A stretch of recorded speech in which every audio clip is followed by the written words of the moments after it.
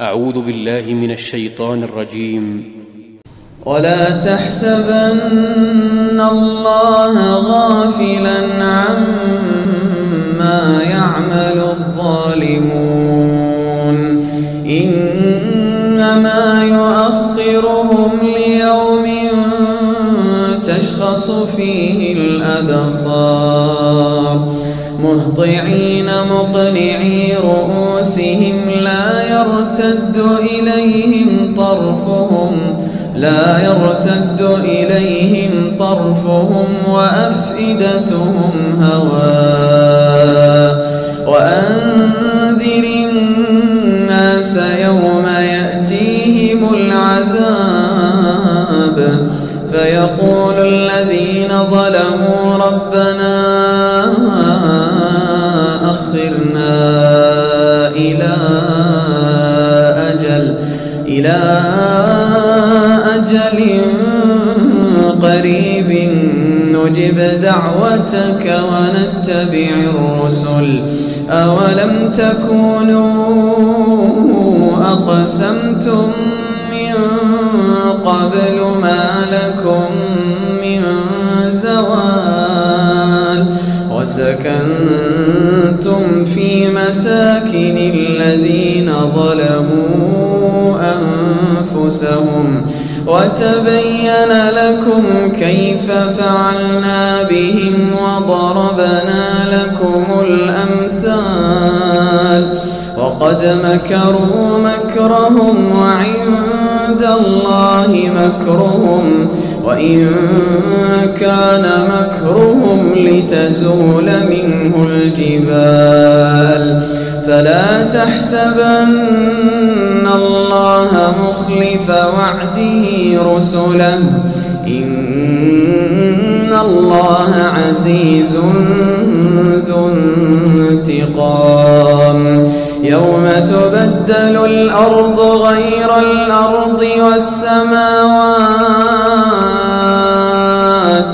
وبرزوا لله الواحد القهار وترى المجرمين يومئذ مقرنين في الأصفاد سرابيلهم من قطران وتغشى وجوههم النار ليجزي الله كل نفس ما كسبت إن الله سريع الحساب هذا بلاغ للناس ولينذروا به وليعلموا أنما هو إله واحد وليذكر أولو الألباب।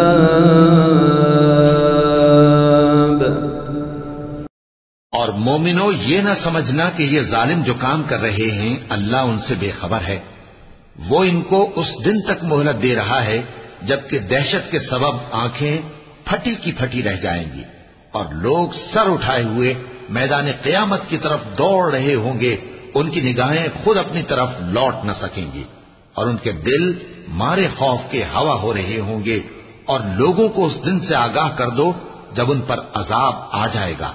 तब जालिम लोग कहेंगे कि ऐ हमारे परवरदिगार, हमें थोड़ी सी मोहलत अता कर ताकि हम तेरी दावत तौहीद कबूल करें और तेरे पैगंबरों के पीछे चलें।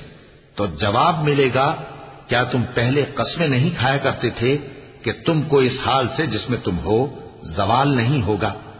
और जो लोग अपने आप पर जुल्म करते थे तुम उनके मकानों में रहते थे और तुम पर जाहिर हो चुका था कि हमने उन लोगों के साथ किस तरह का मामला किया था और तुम्हारे समझाने के लिए मिसालें बयान कर दी थी।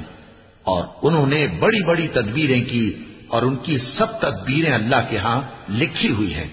वो तदबीरें ऐसी गजब की थीं कि उनसे पहाड़ भी टल जाएं। तो ऐसा ख्याल न करना कि अल्लाह ने जो अपने पैगंबरों से वादा किया है वो उसके खिलाफ करेगा।